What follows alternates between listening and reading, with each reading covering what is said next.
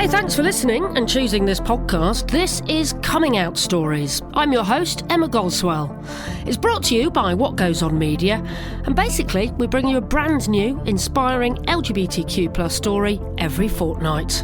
Please do subscribe so you don't miss an episode, and you can follow us on all the socials via @ComeOutStories on Twitter and @ComingOutStoriesPod on Instagram. We'd love to hear from you. Now, this is a cracking episode because I got to chat to the first openly gay police chief in Kentucky. Yes, really. He's called Grady Throneberry, and forget life begins at 40. Grady didn't live his truth and come out till he was in his 60s. It's quite a story, and here's where it starts. I think I always knew it. I became profoundly aware of it in adolescence, during adolescence, 12, 13 years old, and it was pretty clear to me that I wasn't standard fare, so to speak. Were you attracted to other boys then when you were at school? Oh, yes. Yeah, very much. And was there much talk about being gay or LGBT people? Or you don't have to give your age away, but give us a ballpark sort of decade. When was this? What year were you at school? I graduated high school in 72, so this would have been in the late 60s. Early 70s, and no, there wasn't much talk about sexual orientation. It was assumed that everyone was straight. That was the safest place. Gosh, so that you were at school pre-Stonewall and pre-anyone going on a pride march in your country, so I'm guessing it was quite a difficult time and place to be gay. Yeah, the only pride marches were when the high school football team won something, and they took great pride in that. Nobody took pride in being an alternative gender or sexuality, I guess. No, not at all. No. So you decided, I guess, because of the era and where you were living, that you were just going to keep quiet about it? Is that how you went about things? Yeah, that was survival mode. That was what had to be. It was very uncomfortable even thinking about being anything other than straight.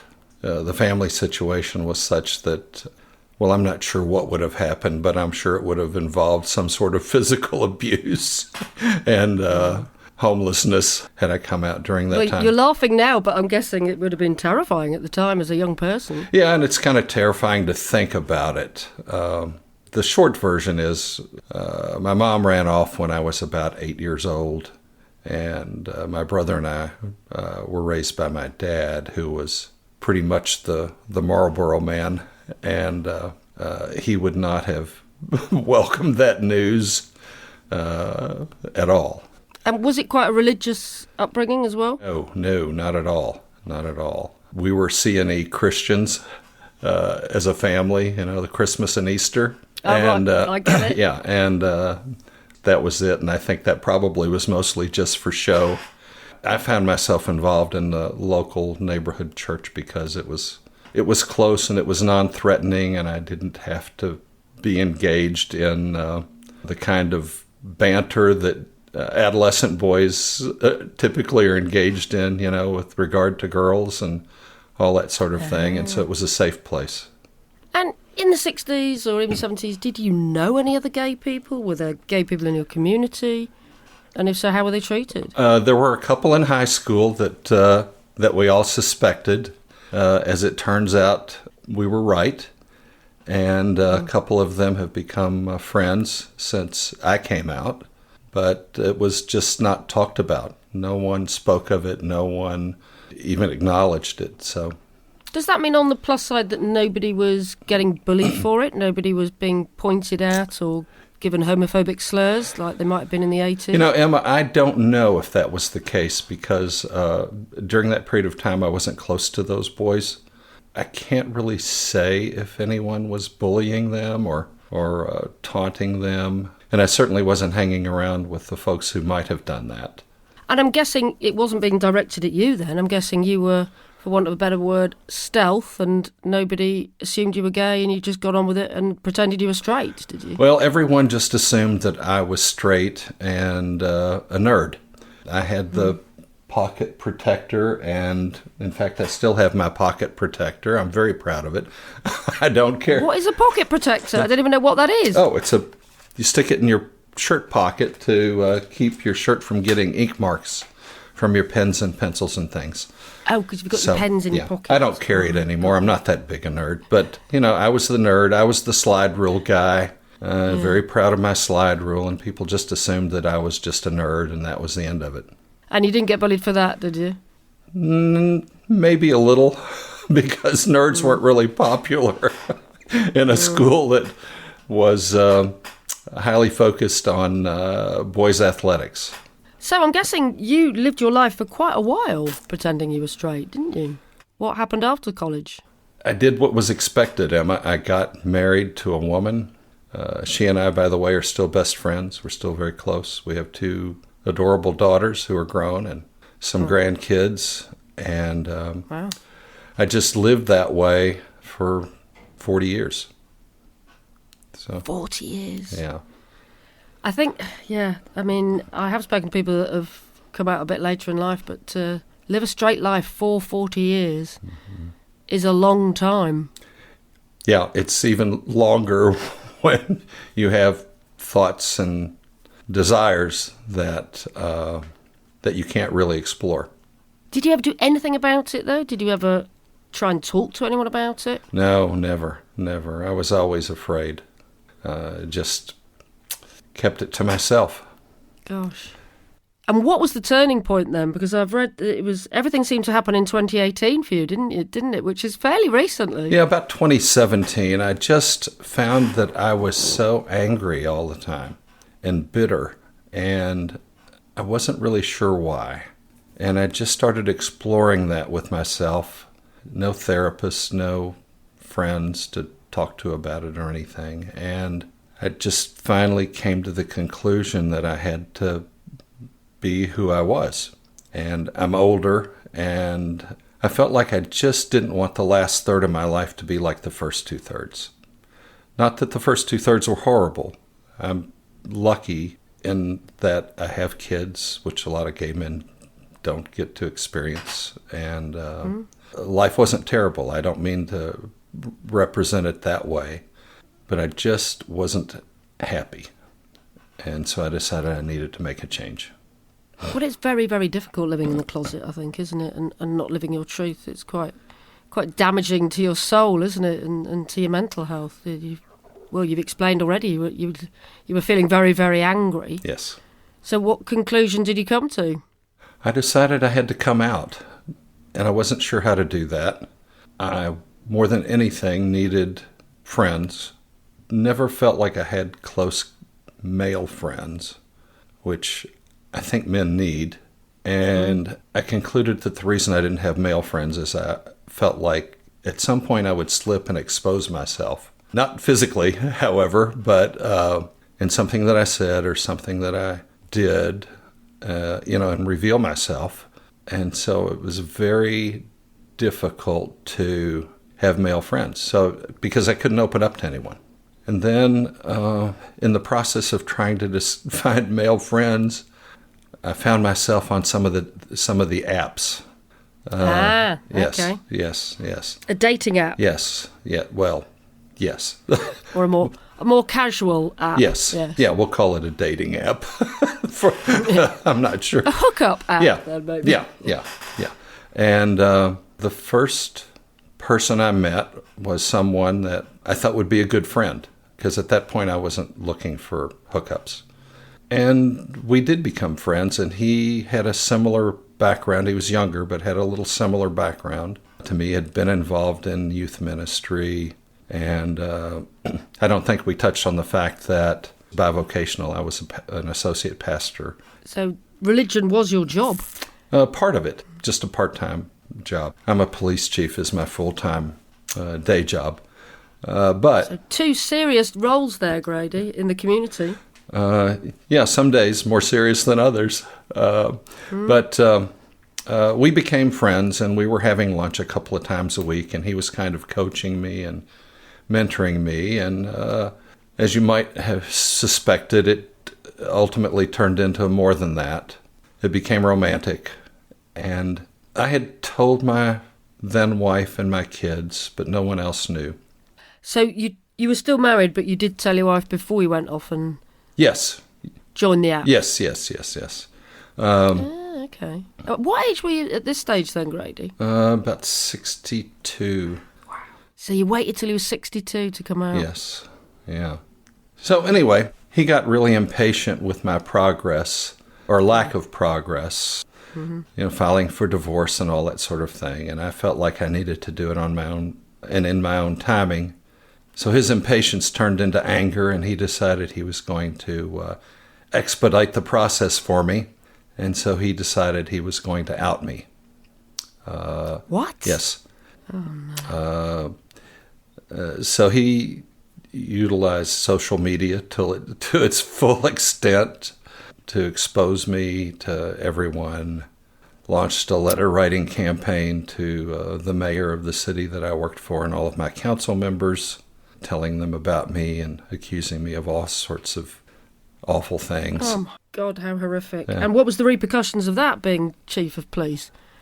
Well, the mayor was very understanding, and he talked with our city attorney, and they did some investigation and concluded there was nothing to the allegations that this guy had made. But then he asked to meet with me, and I knew what that was going to be about. He's a wonderful man. He told me that my personal life was my own business, and he appreciated the job that I had done for them. And at the end of the conversation, he said, I don't care if you sleep with 5 different guys a week. At that point, it was such a relief. And as I say in the book, just to break the tension, I asked if 6 would be okay. And I like your sense of humour, Grady. And he's been very supportive. The entire council has been supportive. So that's been really good. And I've been the chief there for 15 years, so I didn't want to lose that job, and I enjoyed it. Well, quite right. Why should you lose your job? It's not, know, it's no longer the 1940s. You can't get fired for your sexuality, hopefully. You can here. Yeah. Yeah, forgive me. Yes, it is slightly different in the US, isn't it? Yeah. But I'm going to take a wild stab in the dark guess that in doing that, in outing you, did not help the relationship in any way or endear him more to you. Oh, no. After doing all that, he became non-communicative, and I haven't spoken to him since that time. He ended up moving to another state and marrying some poor slob. If I could find the address, I'd send a sympathy card, but I don't know. Oh, anyway, my God. Anyway. I mean, joking aside, we talk about this occasionally on the podcast, we talk about the fact that you have to come out in your own time, and it is nobody else's business to out you. But, how damaging was it for you? Even though it turned out all right with the mayor and you kept your job, how damaging and terrifying a time was that for you? It was pretty bad. And, Emma, what I haven't touched on yet is that during that same time period, he was sending letters to the senior pastor and staff at the church where I was. He's a right piece of work, this guy, isn't he? Yes, he is. And so the church had told me that I had to resign. It was about 2 months of real torture. And they were able to do that. They were within the law. Yes. In Kentucky to fire you from your job as being a pastor and helping all those people because you were gay. Yeah. In this in the U.S., the religious liberty laws say that religious institutions can make those decisions, and in my day job, I serve at the pleasure. I really don't have job security beyond the goodwill of the mayor that I work for. So I could have been fired, yes, without explanation. But they were able, because they're a religious institution, to fire you because of your sexuality. Yes. And how did you cope with that? That must have been a lot to deal with. You've been involved in the church since you were a child, gave you a lot of stability. How did it feel to have them do that to you? Well, a couple of things, Emma. I began to really question whether I wanted to be involved with any religious institutions any longer. I still felt like I had my faith, but during that time and even before, when I was struggling with who I was, I wondered, does God really loved me. And, my education is theological, and even though I knew that I was wrong in the way I was looking at this, I felt like, I've prayed about this for 40 years, literally and figuratively on my knees, asking God to fix me, and thinking that even though I knew that's not the way it worked, I was thinking, maybe just hoping that that's the way it worked, and God never fixed me. And so the only conclusion that I could draw was that the God who raised the dead and gave sight to the blind could have fixed me had God wanted to do that. So there must not be anything wrong with me. And that was extraordinarily liberating. And I found my faith again. It's been wonderful. Well, I'm not religious, but I will say amen to that train of thoughts for sure. So did you ever speak to anyone from the church again? I mean, you must have had good friends there. I thought I did. I've run into a couple here and there. I have actually performed weddings for a couple of them since I left, officiated weddings and a couple of funerals. But I'm not sure what the church leadership told the congregation about why I left. No one in leadership will speak with me any longer, so I don't know how that was represented. Just absolutely blows my mind that, people that claim to care for people and preach things like, treat others like you should treat yourself, can act in such an inhumane way. Yeah, but we've all seen it in all kinds of scenarios. There's something about maintaining an exclusivity in various groups, and the church is not an exception. So for sure. It's troubling. But you're learning to live life without them, and you've got your faith still, and you squared it with God. Yeah, and two of my closest friends, our closest friends, are guys that I met through using an app. They've been together for 38 years. They're a married gay couple.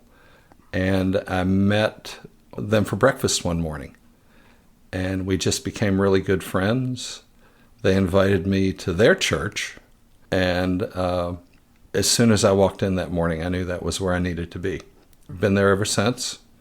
And it's just a wonderful group of people, a lot of gay and lesbian couples, serving in leadership as well as just attending. And so it's been wonderful. Brilliant. So you can still practice your faith, but with other queer people as well. Fabulous. Yeah. And that's the way it should be. So one thing we sort of glossed over there in your story was, you talked about how you joined the app and went and found some people, but before that, you actually did tell your wife. So how did that conversation go? She was surprised, as you can imagine. It took her a while to process, and she was in disbelief for a while. Our practice was to sit in the backyard and have coffee in the mornings before we headed to work. And one morning, she was sitting there very thoughtfully, and she said, "So all these years, when we would go on vacations or we would be out shopping, you weren't looking at the other women?" I said, "No, I wasn't looking at the other women." And we both kind of had a good laugh about it. And, she doesn't understand this still, and may never, and that's okay. But she still cares about me. And as I said, we're still very close. She thinks I'm wrong. She thinks it's a choice that I made. Oh, she doesn't think that you were born gay? No, she thinks it's a choice. One of my daughters actually thinks it's a choice as well. Yeah, well, that was going to be my next question, how your daughters took it. Did you sit them both down together? Not together. We couldn't work that out, but we did sit down and talk. One of my daughters is very accepting, very open to it. She and her children they just love Devon. We see them fairly often. The other one, not so much. She will be around us together, but won't let her kids be around us together. So, and Good God, you know, what is with that? Well, I'm not sure, Emma. Maybe I taught her too well when she was younger. But all of my friends say that she will come around, and that's what I'm hoping for. Well, that's... So. Oh, gosh, I don't know. I'm just flabbergasted. I know it happens, but every time I hear about it, it's just... Yeah. Just makes me so sad that you can't have that relationship with your grandchildren. Yeah. Well, I see them, but she just won't let us be together and see them. So it's it's not terrible, but it's not ideal either. So, no. So, okay. Well, you just mentioned Devon there. So how long ago did you meet him? And tell us this love story. Devon and I had served on the board of a local gay men's chorus together for about a year. Oh. And Brilliant. I dropped off, and he stayed on, and then we kind of lost touch for a year or year and a half. My closest friend, who's like me, came out late in life. He had dinner with his boyfriend at the time and went for drinks after and called on a Saturday night and invited me to come and meet them about 10:30. My first instinct was to say, no, I'm in for the evening. But then after a few minutes, I said, okay, order me a drink and I'll be there. And so I was sitting there having a drink with them at one of the local gay bars. And in walks Devon. And we just started chatting a little bit. And, it was very comfortable. The next day we messaged several times. That was on a Saturday. We messaged on Sunday. Monday was Memorial Day here in the States, and that was our first date. And we just took a nice long walk and had lunch and spent a few hours together. Our second date was actually church. I invited him to go to church with me. Okay. Well, it's important yes. to you then, yeah, why not? And I'd invited others in the past, and nobody ever said yes. But Devon said yes. So I took that as a good sign. And that's been 20 months, I guess. Every Sunday we get up and go to church and then have lunch with friends from church. It's been really good. So you've been together 20 months? Yes. Did you say you were married? No, that's going to happen on May 20th. So, yes. Who proposed then? Well, it was me. Oh, wow. And how did that feel? Well, it had been a long time, but it was really good. Yeah, it was really good. Hey, tell me, what was it like going to gay bars for the first time in your 60s? That must have been a bit weird. It might have been more uncomfortable if I'd gone by myself, but I went with friends who were trying to help me get my gay card. I was kind of shielded, they were kind of the buffer, so it worked out okay. It worked out fine. And you're in such a good place, you've decided to write your memoirs, haven't you? And tell us a little bit about the book and why you wanted to write it. I wrote it for 3 reasons. One is I was surprised at how many guys like me there are. Guys who have struggled all their life with this. Guys who are still struggling, still closeted, trying to find the courage to come out, trying to find support to come out. And so I wrote it first to encourage them, and tell them it's okay and tell them to do it in their own time. Also, be a little cautious who you share that with, because it didn't go well for me. What a cautionary tale that part is, yeah. So that was one of the reasons. The other reason, or second reason, was I felt like it marked a point of no return for me. Once this thing was published, I was never going to consider going back.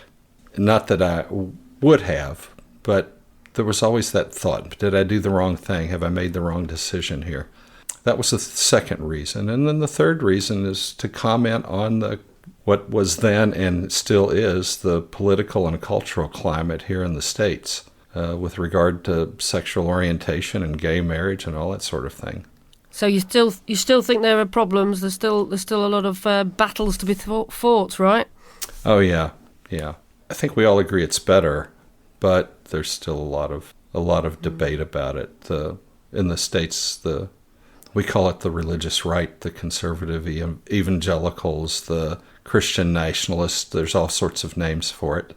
The people that would fire other people for being gay. Yes, Those and people. they think that if you have rights, then they lose a right somehow. So they think that if I'm able to marry a man that I love, that they somehow have lost their right to marry a woman they love.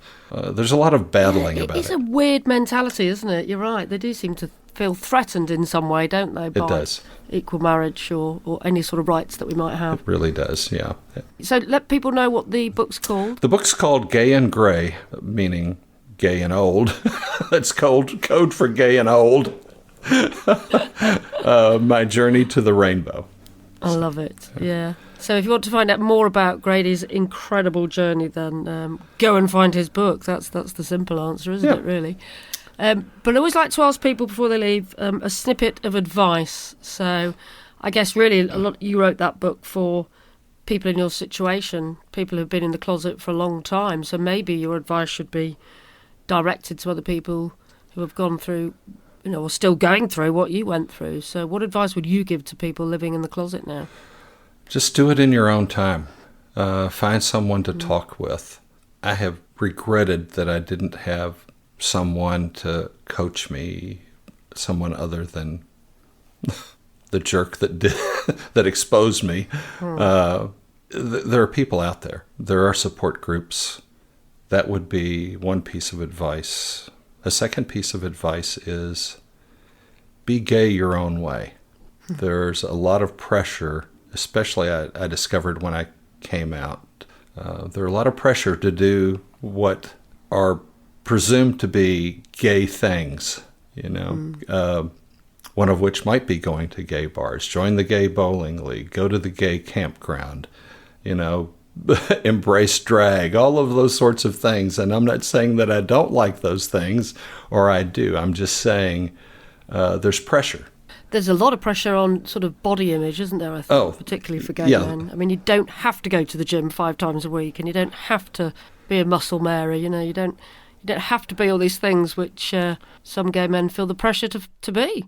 Exactly, and that's Emma. That's exactly part of it. There's a lot of pressure to dress the right way, wear the right shoes, buy the right jewelry, drive the right car, all of those things, and you don't have to do that. It's crazy, isn't it, when you think about it? We've spent our entire lives, being judged by straight society, and then we get in our own community and we all judge each other all over again. You are absolutely right. There's a lot of judgment in the gay community.